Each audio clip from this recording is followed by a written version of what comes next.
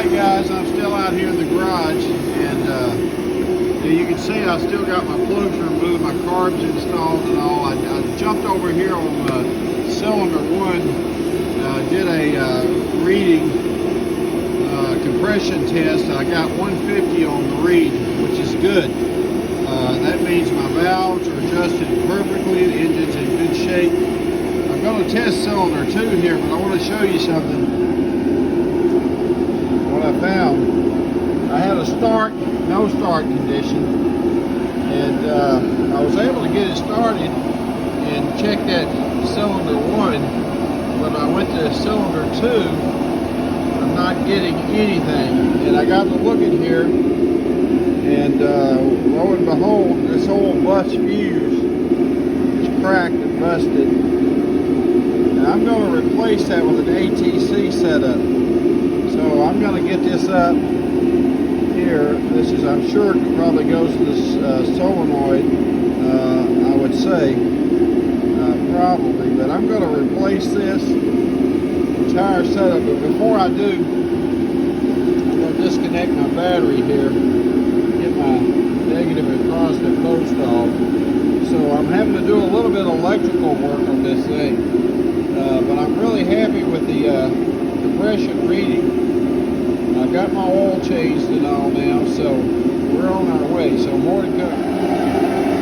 Alright guys, so in prep for my electrical work, I'm going to put an ATC fuse in here. I went ahead and removed that battery. Now while I got that battery out, I'm going to clean this area up a little bit, but let me show you something else. Now, I checked this battery, and it's one of those water filled. So I opened this up and filled these up with distilled water, and they were pretty low. So periodically, if you got one of these batteries, you need to check that. But I went ahead and put some distilled water in here. Now I've got it on a battery tender here. I'm going to go ahead and let it sit and be charging fully before I put it back in. I'm going to clean that battery up too, especially those terminals, so I get good connections and all. Then I'll be ready to go back in the cart. I'm going to get over and down and do some electrical work on it, and there'll be some more videos.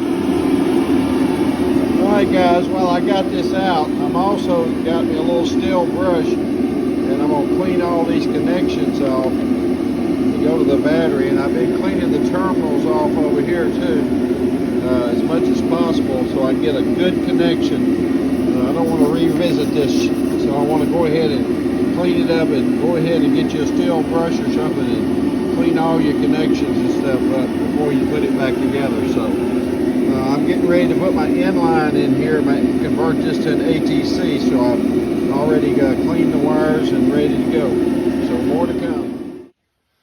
Well, as you might guess, the more I looked, the more I found. I went ahead and took this entire unit out. These were absolutely rusted over. And of course, this is the ground going over to the starter alternator there, generator. And so I've cleaned up the connection, removed a lot of the rust. Underneath, I found the ground wire also broke off. So that prompted me to go ahead and remove this while I was here, clean some of these wires and all this electrical up.